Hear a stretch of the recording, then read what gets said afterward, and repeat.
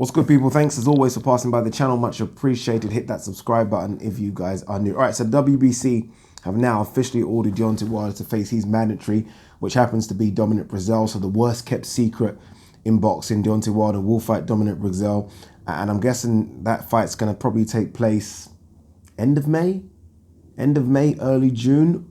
When's Joshua fighting Miller again? They don't want it to clash with that. That's what, second week in June, so they're probably going to bring it a bit forward and do end of May, which is more than enough time. 7-8 week camp for both is more than enough. It's a shame on Dillian Whyte, right? Dillian Whyte wanted Deontay Wilder, he doesn't get it. Wanted Dominic Breazeale, doesn't get it.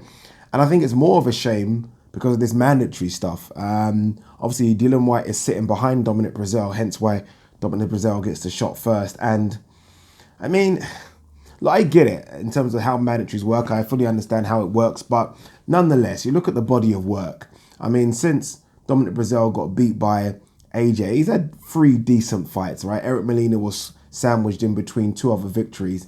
But you look at what Dillian Whyte's done. I mean, Helenius, Lucas Brown, which wasn't a gimme going in, by the way. I mean, he made it look like a gimme, but it wasn't. Joseph Parker and Chisora. I mean, if that's not deserving of a world title shot, I don't know what is, especially when you consider what Dominic Breazeale's done. I'm pointing like Dominic Breazeale's over there. I'm pointing to my laptop. So it's a shame, but that's just how it works. We all understand how mandatories work and how you put yourself in a position. And Dominic Breazeale's got himself in that position. But this isn't really about that. This is more about the mandatory being called. Deontay Wilder, and this is why I'm very split here, so I might go back and forth on myself here. Deontay Wilder hasn't fought a mandatory since Stavern, and that was 2017. I can't remember what month it was, but it was 2017 nonetheless. And this is where I'm gonna probably contradict myself. On the one hand, I'm extremely happy because you look at who he's fought since then. Luis Ortiz, Tyson Fury, and it would have been Tyson Fury again. I mean, we can't complain, right? Luis Ortiz, Tyson Fury back to back. We can't complain as boxing fans. But boxers that put themselves into mandatory positions, it's not fair. It's not fair at all. It's not fair. You can't be in a mandatory position and wait for a year and a half, 2 years.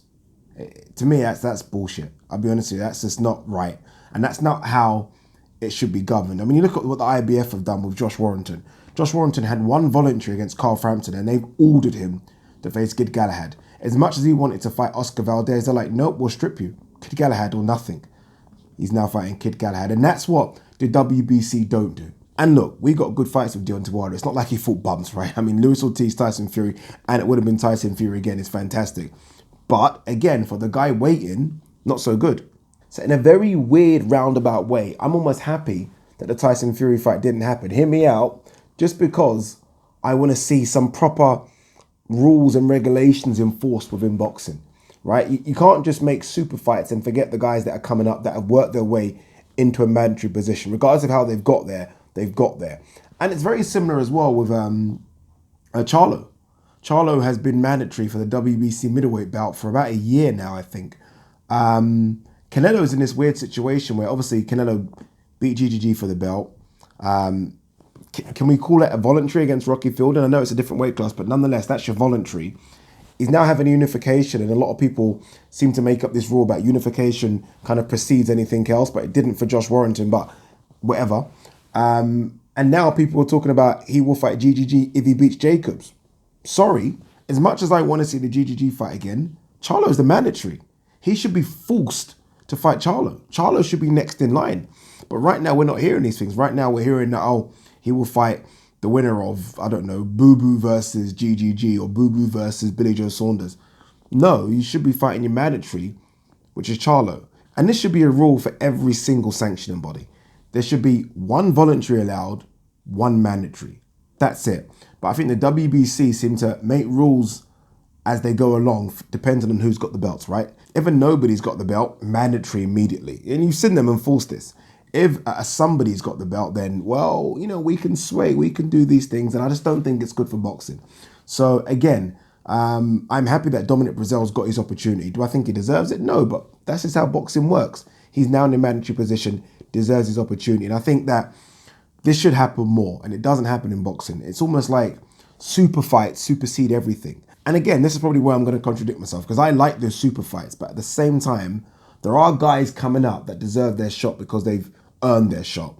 And those guys are called mandatories. And I think like those guys often in boxing, mainly by the WBC, get overlooked. So I'm happy this fight's being made. I can't believe what I'm saying. I'm happy this fight's being made.